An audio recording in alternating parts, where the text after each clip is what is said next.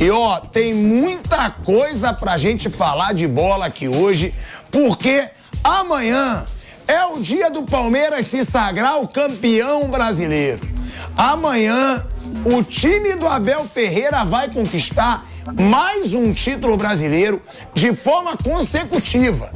Era o título que faltava pro Abel. Aí ele conquista logo 2 de forma consecutiva e o desse ano foi especial. O desse ano teve arrancada. O desse ano o Botafogo conseguiu perder tendo 15 pontos de vantagem na liderança do Brasileirão. Eu vou falar com o Mauro César Pereira, vou falar com o Flávio Prado, vou falar com o Rodrigo Viga. Agora, uma coisa que eu quero deixar claro. O título brasileiro desse ano é pro time que não sente pressão como sente o Botafogo. Porque o Botafogo foi frouxo. É o time mais frouxo que eu já vi na história do futebol brasileiro.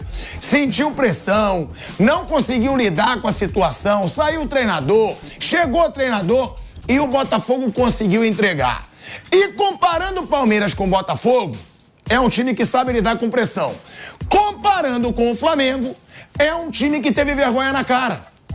O Palmeiras, ele brigou, ele se dedicou durante todo o ano. Seria um ano frustrante se o Palmeiras perdesse Libertadores e Brasileiro, sim. Mas a Libertadores o Palmeiras perdeu pro Boca nos pênaltis.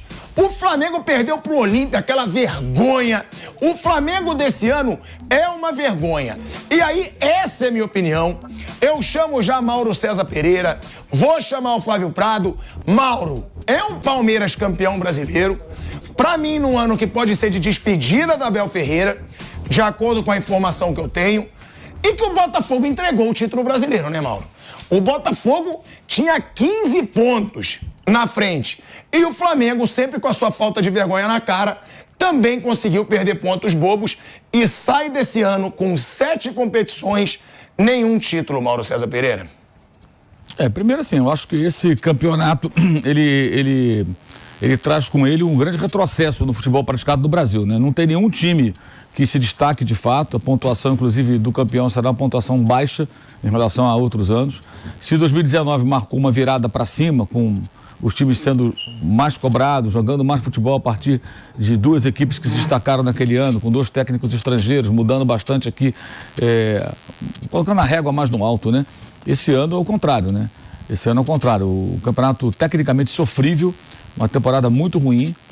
Nem o campeão da Libertadores é um time tão convincente assim, que foi lá e ganhou uma competição importante, merecidamente, ok, isso não se discute, mas com muitos altos e baixos, como todos aqui. Até o Palmeiras, que vai ser campeão, teve sequência de 4 derrotas. O próprio técnico lá no primeiro turno perdeu o Botafogo, disse que o Botafogo já era campeão praticamente, disse algo nesse sentido, quer dizer, já estava jogando a toalha porque sentia que era quase impossível. Agora o que aconteceu foi que o time que tinha todo o controle da tabela, ele ofereceu aos demais, olha, eu não quero mais, né? Não é para mim. Foi mais ou menos isso. Não é pra mim, eu não consigo. E aí o Palmeiras foi o time que se habilitou. Foi o time que pontuou nessa reta final. Mesmo assim você vê que é uma diferença pequena ali, né? Porque o Atlético teve chance também. Ah, mas o Felipão, que sensacional o trabalho, sim. E os 10 jogos sem vitória lá no começo? 6 pelo Brasileiro. Tivesse vencido 2, 3 desses jogos, o Atlético seria campeão.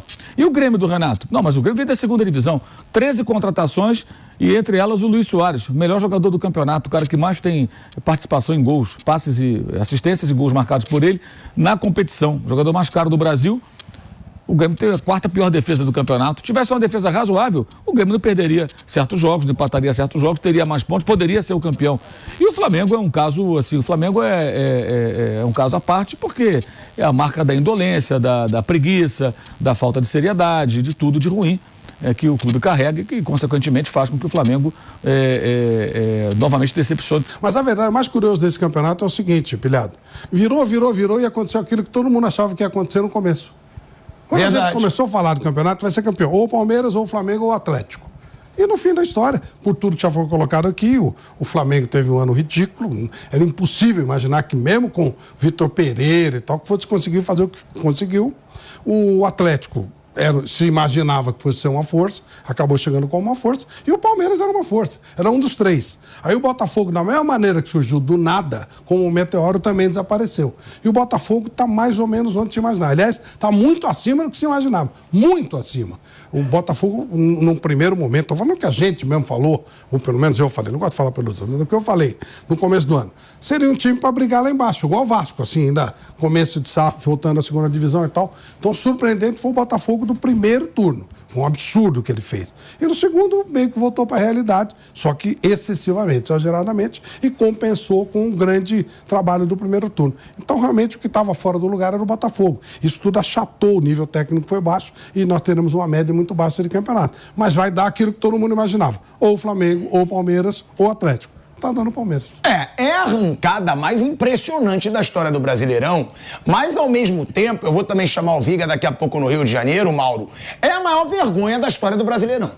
Porque o que o Botafogo conseguiu fazer nesse campeonato brasileiro, pra mim, eu falei aqui, eu era um que falava, o Flávio sabe, você sabe, eu falava, é o Botafogo. O Botafogo, se sentia a pressão num determinado momento, mais uma vez, Flávio Prado, como você diz, me xingavam. Respeita o Botafogo. Gente, o que o Botafogo conseguiu fazer nesse ano, Mauro, é de uma frouxidão. Sim, mas também é a maior arrancada inicial do time. Mas tá bom, mas se um time profissional... Ele deu uma arrancada pra cima e pra baixo. Mas se um time profissional abre 15 pontos de vantagem na liderança no segundo turno, eu tô falando do segundo turno, verdade. Não é 15 pontos lá no começo. Sim. No segundo turno, pra ele perder isso, e perder do jeito que perdeu, né, Mauro? Ganhando de 3-0, Palmeiras vira, Botafogo perdendo pênalti. Ganhando de 3-1 do Grêmio, o Grêmio vira logo depois da virada do Palmeiras. Aí leva gol do Santos no último minuto. O do Curitiba, gente. Curitiba. O Botafogo fez gol aos 51 minutos, 52, e levou aos 54. É um absurdo o que ele fez no primeiro turno, ao contrário.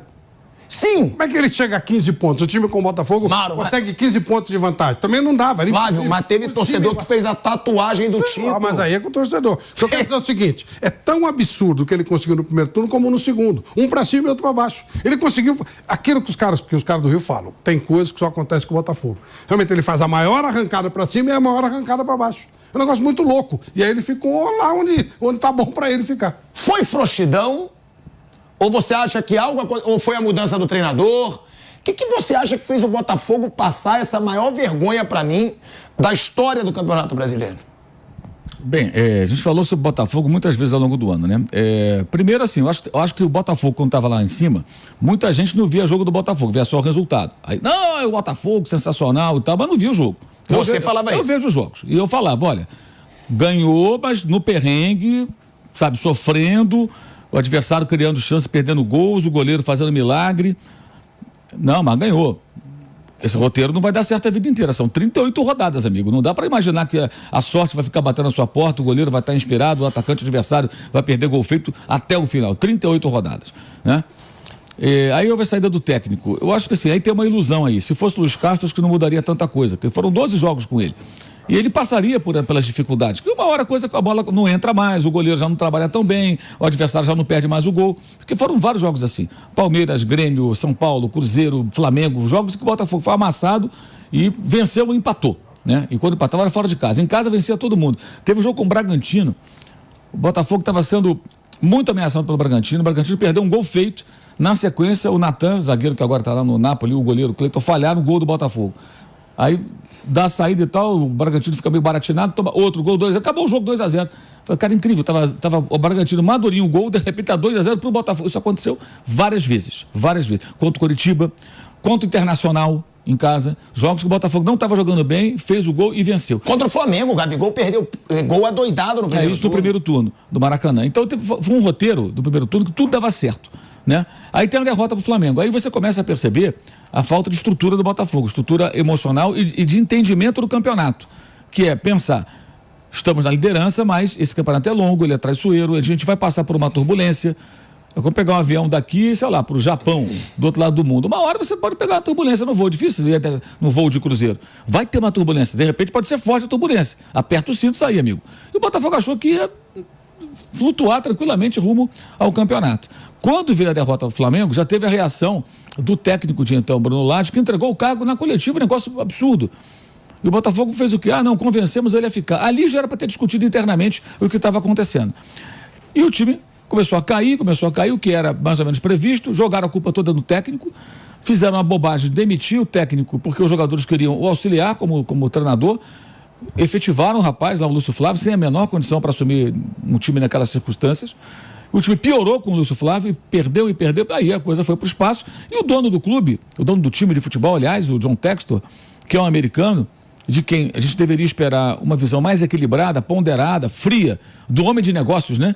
E de entendedor de futebol, que parece que ele não entende muito de futebol. Talvez entenda de beisebol, de futebol acho que ele não entende muito não. Ele simplesmente embarcou no discurso já conhecido de muitos botafoguenses, que é o famoso chororô. É o contra tudo e contra todos estão contra nós. Que eu queria entender por que o mundo estaria contra o Botafogo. O que o Botafogo fez que todo mundo estaria contra? Uma ideia de jirico. E ele engrossou esse coro. E a partir daí, cara, a coisa realmente degringolou de vez. Quando o Botafogo começou a dar sinais que não ia chegar ao título, eu não acho que houve uma arrancada do Palmeiras. Na verdade, o Botafogo se aproximou do bloco de baixo. Tanto que eles estão próximos até agora. O Palmeiras pode ser campeão amanhã no saldo de gols. Ele pode ser, não tem uma vantagem significativa. A grande vantagem do Palmeiras está no saldo de gols. Porque o Atlético e o Flamengo ainda podem alcançá-lo em pontos se ele perder e esses dois vencerem. Ele pode terminar 3 empatados em pontos e o Palmeiras campeão no saldo de gols. Ou seja, não foi como na Inglaterra, que na temporada passada o Arsenal estava à frente, não tão à frente, mas estava bem à frente, e o Manchester City teve uma sequência de 10 vitórias e encostou. Na verdade, o que aconteceu foi o Botafogo foi se aproximando desse bloco que nunca se desgrudou, que é Palmeiras, Atlético, Flamengo, Grêmio e Bragantino, esses 5. O Bragantino desgarrou um pouco, né? O próprio Fluminense até a Libertadores vinha também ali junto com essa turma. O Botafogo foi, eu vou para aí, eu vou participar da brincadeira com vocês. E aí o Palmeiras foi o time mais competente porque marchou para o título, percebeu que dava e por isso vai ganhar o campeonato. Mas eu acho que o Botafogo assim, é uma coleção de erros e perdeu uma oportunidade que dificilmente vai ter outra. O John Textor vai ter que colocar muito dinheiro para montar um time campeão, porque essa foi uma temporada em que o Botafogo teve esse comportamento, como falou o Flávio, totalmente atípico no primeiro turno, completamente fora do padrão, fora da realidade, e os adversários estavam mal. Mas quem garante que no ano que vem o Palmeiras não vai estar melhor, ou o Flamengo, ou o Atlético, ou o Grêmio, ou o Internacional, ou o Fluminense, ou o Bragantino, ou qualquer um outro. Então foi uma chance perdida e ficou para a história, né? Aí tem gente que fala, não, perderam a chance de fazer história. Não, eles fizeram história. Só que uma história de vexame, de vergonha, né? Foi uma história vexaminosa. Acho até que ninguém foi brilhante no Campeonato Brasileiro de 23, viu, meu caro pilhado? Bambolê tá bonito aí no dedo.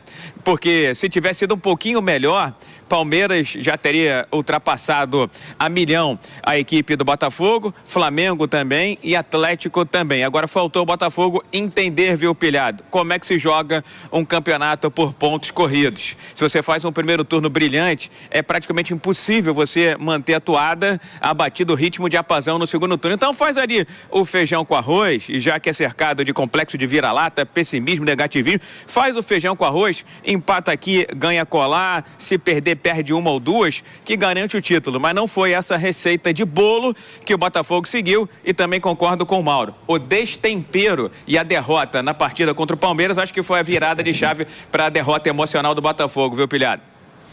Viga, é um ano assim atípico para os times cariocas, né? Vamos lá, para o Fluminense foi um ano maravilhoso. Ganhou a Libertadores que nunca conquistou. Aí para o Flamengo foi um vexame a temporada e para o Botafogo acaba sendo um vexame também. Virou até meme aí que o Botafogo realmente foi campeão, mas foi da Taça Rio. Mostrou a premiação. Pensei que você ia dizer que a manutenção na Série A do Vasco era típica também, mas aí você não fez essa brincadeira, né? Aí você tem o Botafogo conquistando a Taça Rio num ano que ele poderia ter sido campeão brasileiro. Então, é surreal o que acontece.